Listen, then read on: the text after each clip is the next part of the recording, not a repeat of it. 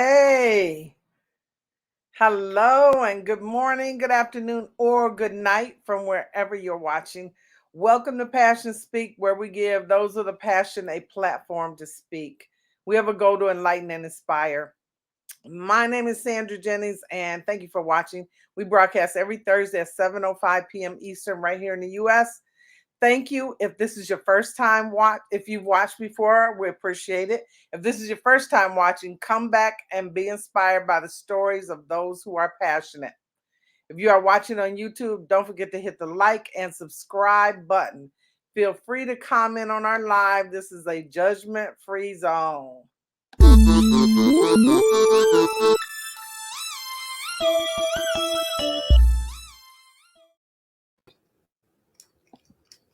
Oh, I was liking that. I could freestyle of that. Oh, I hear you. All right, but before let me just do a little intro on you, Latasha the author. My guest tonight is an award-winning author. She has published nearly 20 works of all different genres with captivating titles. Check this out: Mystery Man and Angel in Disguise. We're going to hear about that one. The Science Fair Pair, it's geared to teens. The Velvet Capture, and today's bestseller, My Husband Was a Mass Murderer. And she even has a book for the young ones I saw on Amazon. My Hair Looks Different Than Yours. She's a recipient of a literary award by the Detroit Book City. Please welcome Latasha, the author, McCauley. Thank you. Thank I'm you so so happy to much. be here. I appreciate you for watching. And you know what? We got people. Oh, this is a friend.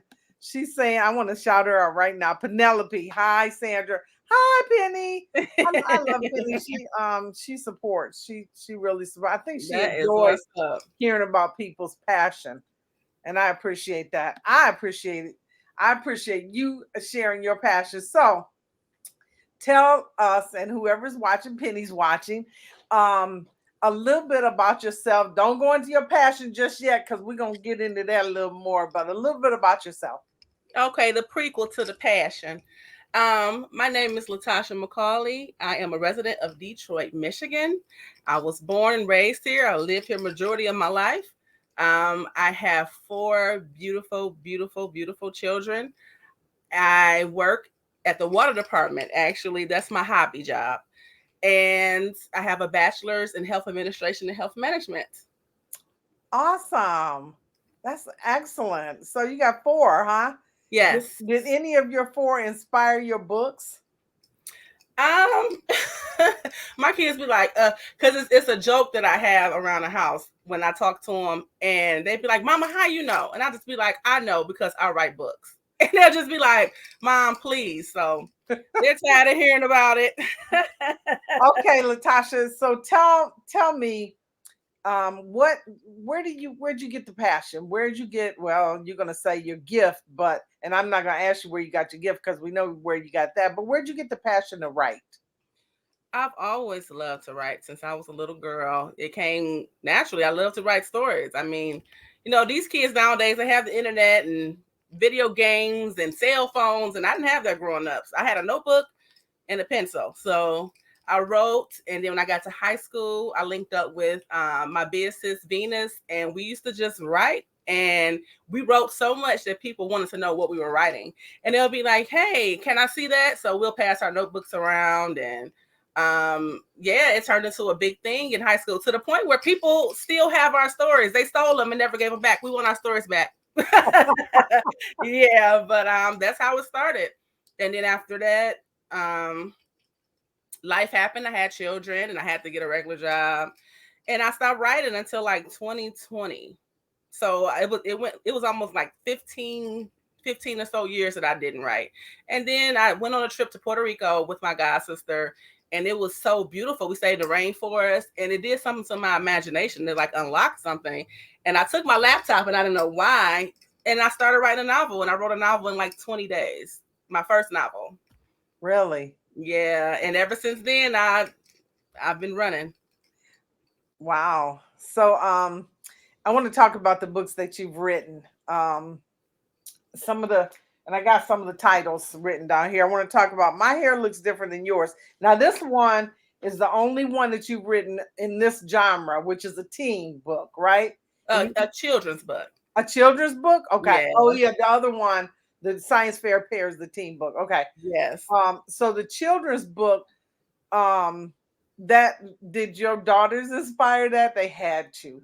You got 3 daughters. They actually did to a certain degree, because now the natural hair is in, but when my children were coming up, and even in mainstream society in general, they looked at these white girls or these women of other nationalities, and they seen how straight their hair was, and they always commented on it, and they cried about it, and they were just like, why is my hair not straight like theirs? And it bothered me a lot. And I can't tell them to love their hair. I was relaxing my hair back then. My hair was straight. So I'm just like, I have to get rid of this perm, and I have to find a way to empower young ladies with curly hair or any type of hair texture whatsoever. Love your hair. Don't compare it to someone else's because it looks different. We're supposed to look different. So yeah, it definitely stemmed from my daughters and their self-consciousness about their hair. So do they read your books? It's crazy because my oldest daughter, she'll read Twilights and books 100,000 pages long, but she will not. She's just like, Mom, you wrote it, so I can't read it. I'm like, why not? You're okay with that? It's hard to watch your own video. So weird. Oh my goodness. I really am okay with that. But okay, so I haven't. So it talks about loving yourself and loving your hair, huh? Yes. Because the book is about a mixed girl. She has a white mother and a black father, and her hair is it's hard falling in the middle because you're in the middle of 2 different races, and it's like you're on one side of the family, they have straight hair, and the other side of the family has really tight curly hair, and you have this loose wave. So it was just she was upset because her hair looked different, and I'm actually in the middle of making that a physical book. That's the reason I haven't really written too many children's books, because Amazon had something weird going on where I couldn't make them physical books, but now I can. So I'm definitely going to do more of that. I really enjoy uplifting the youth, especially. They're so impressionable. And I do enjoy that type of thing, because people, when they think of me, they think of erotica and all that. I mean, those are my bestseller books, but I love writing all types of books, all types of fiction. So okay, so we're gonna talk about those as well. I want to talk about you have a trailer for this book. That's the teen book, The Science Fair Pair. The Science Fair Pair, and I'm gonna show a clip on this one, which is quite interesting. I don't know, the clip is kind of long, I think, but I still like Leslie it. Is unknowingly beautiful. Wait, you know what I want to do? I'm gonna go this one. Oh, same Leslie one. Okay. Is unknowingly beautiful, terribly awkward, and incredibly smart. Her friend Kyra is the only person that she feels understands her. It's her senior year, and things are going as good as can be expected until her science teacher throws her a huge curveball. She has to work on her most important school assignment with her longtime arch nemesis Marcus Tate. Needing a good grade to maintain her valedictorian status, she must play nice with her #1 bully long enough to make it through their science fair project. Are they mature enough to put their differences aside? Or will past events dictate the demise of their future? Read The Science Fair Pair today to find out. Okay. That's nice. And it's a clip from TikTok that you put on your YouTube. And so it's a little small. I thought we were going to get the larger one. I didn't see it there. It's a little small. So she really is finished with him. I love The Science Fair Pair. I read it like, I know I wrote it, but I read it like 100 times. It's so cute. It's such a cute book. So you had a teen challenge on that book, didn't you? I did. I wanted people to tell me their favorite teen books. But I think this was the people who enjoy teen books, this might have been a little young for them. It had like a few vulgar words in it, but other than that, it was still aimed towards the younger generation, maybe 13 or so. It's a really cute book, A Happily Ever After, it has a perfect 5 stars on everyone who reads it likes it. So I really think it's a really cute book. So I actually was kind of enjoying the clip on it, and it made me think that it might be a fun story to read. And you know, I'll read a child's book. It doesn't matter to me. It's a quick read, and I love doing chocolate cover books. I love seeing Black people in things. So you know, I have my Black characters, and they're going through their high school drama. Like I said, it's really cute. I think a lot of actually it's adults that read it. The kids they've read it. My niece, she loves it. She want me to make a part 2 to it. I told her I'd think about it. Yeah. So mostly it's adults that actually read that book. So you are unique in your writing in that you have multiple different genres that you write for. What do you I mean, not many people are that kind of gifted. I hate being typecasted, I guess. I mean, it's people who write only romance or only horror. I look at it like I love watching a lot of different TV shows or a lot of different movies of different genres. And I really enjoy that. So I feel like same way with writing books, I feel like I can write in different genres because I enjoy several different kinds. I don't just like romance. I don't just like fiction, mystery fiction. I like it all. So I want to see which one fits me best. And so far, my mystery thriller seems to be the one that people rave over. Wait a minute, is that the Mystery Man or My Husband Was a Mass Murderer? That's My Husband Was a Mass Murderer. So that's your favorite right now, and that's the biggest seller, right? That's what people's favorite is. My last book that I came out with was a romance. It's called His Highness, and I was actually lucky enough to grace the cover of this one thanks to Venus Boudoir, Nudish Boudoir Photography, aka Venus Wright. She took my picture and I posted it, and people were like, "That looks like it'll be a really nice book cover." And I'm like, you might have something. You might have something. You might. So I'm like, let me go ahead and put that on the book cover. So lately, that's been the one that people has been reading the most because it was my last release. Okay, I'm not going to ask you to go into what it's all about, because if everybody want to know, they can go to they can go to YouTube or Amazon and buy the book. I'm looking up any of my social medias, right? It's all on there. I'm on your YouTube trying to find the clip for Artists Everywhere. We have a friend. Hi. Artists Everywhere. Much respect, AB. Thank you, AB, for watching. We appreciate that. Art is everywhere. But I want to show this clip. Which one? Oh man, I knew when I was gonna start touching. Hold on, I'm gonna get it for you. So special shout out to AB. He's definitely one of my support systems. He definitely helps me get through my writing, and I can bounce ideas off of him, and he helps me out a lot. So shout out to you. Okay. I know is that he comes. So this is the clip I was looking for. This is Mystery Man, the official book trailer. That's the first book. That's the one I wrote when I was in Puerto Rico. Really? It's kind of interesting. So I'm gonna play the clip here. Always at night when the world is asleep. Oh wait, I must have looked at some of it. Okay. What is going on? What am I doing? What have I gotten myself into?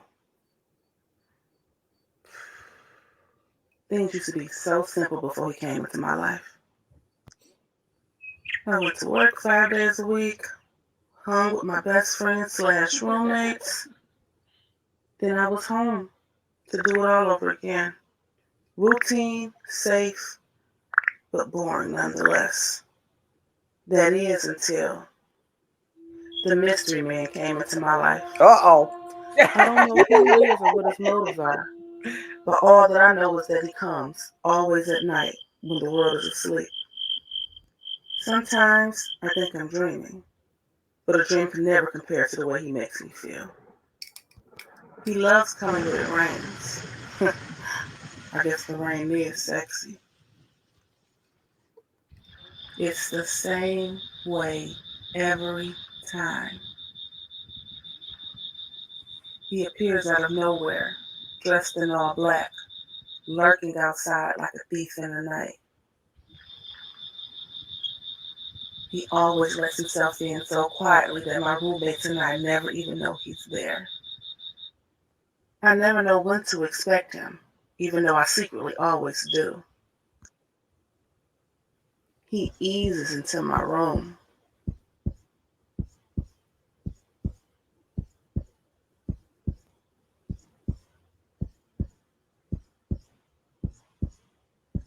Ooh, suspense. As if I'm his ultimate destination.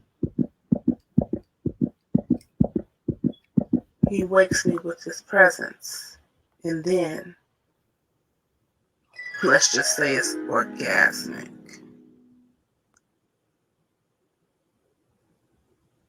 And then, he's gone.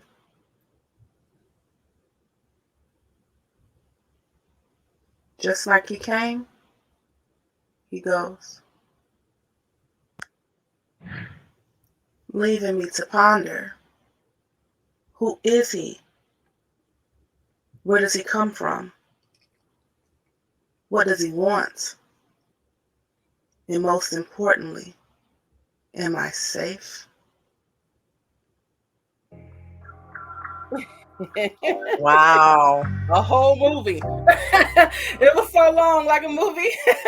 that was yeah.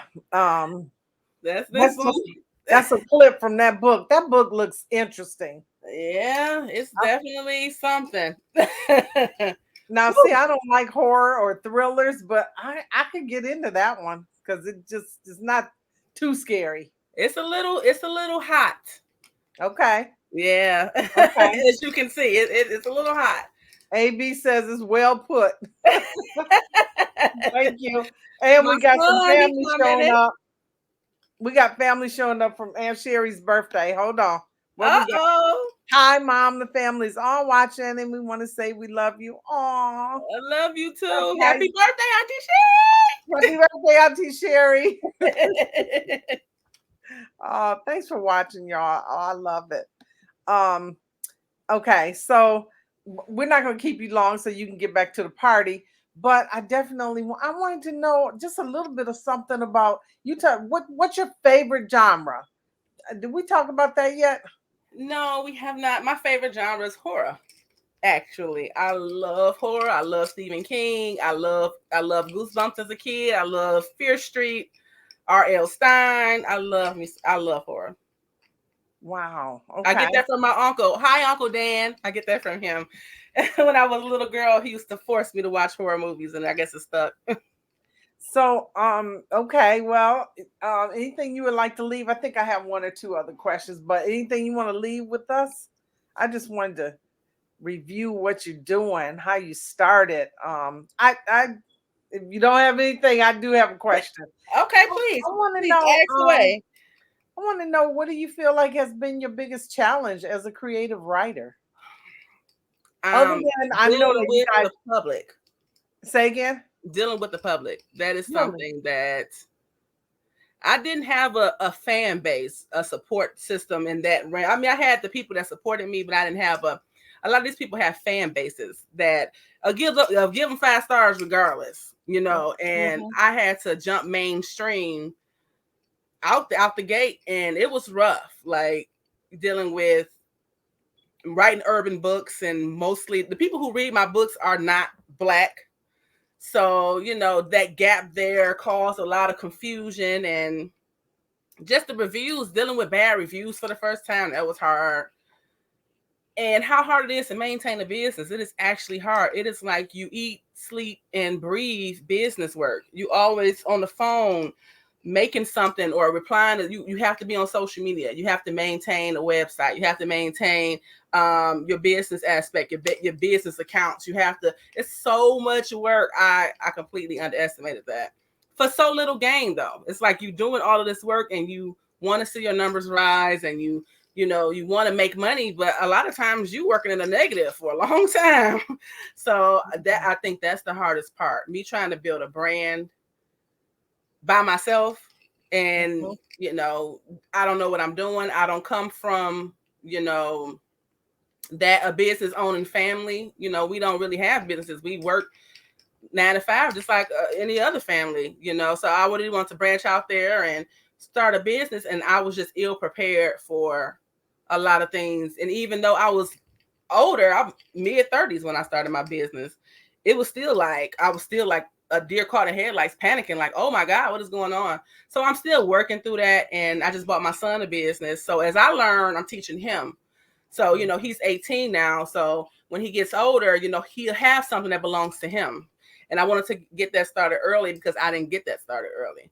So that's that. I think that's my biggest thing: the trial and error of it all, dealing with the reviews. Because even my husband was a mass murderer. Most people love it, but it's people that be like, I have a family member that was murdered, and this is not funny. Dealing with that type of stuff because people are all over the place, and it's hard dealing with the public like that for me. I'm not a social person, so that's the hardest thing for me. AB is saying that's great advice, ladies. Keep that energy. I agree, AB. I think that she put it out there. It's great advice. I was a little concerned because I thought, you working a 9 to 5, and that's 40 plus hours. Oh yeah, I work 16-hour days. And you're a parent of 4 beautiful children, right? Yes. And then you run a business which has got to take up all the rest of your hours. Yeah, and I'm in college. And I didn't know that. Yeah.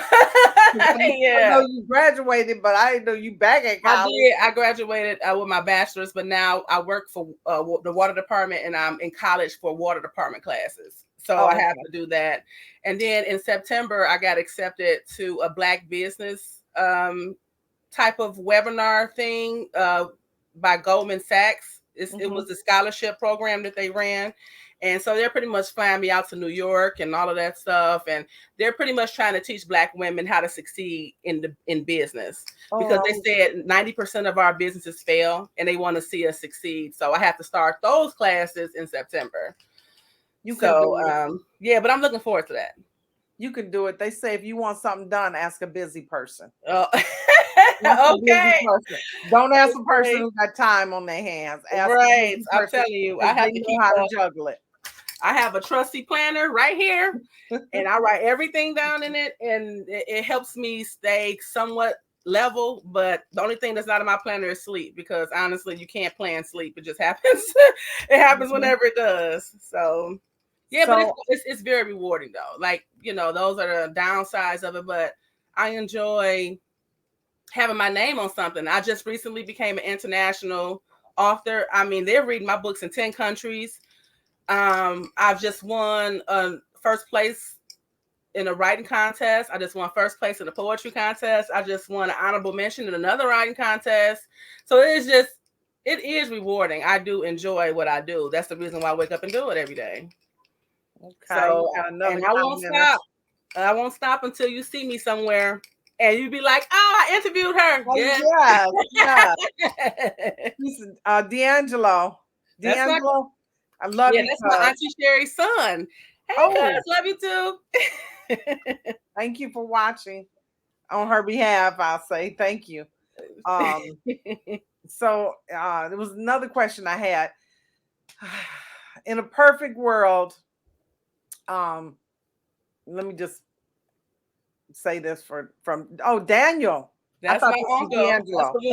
That's the one who introduced me to horror when I was a kid. Hi, Uncle Daniel. Okay. Happy birthday to you too. It's coming.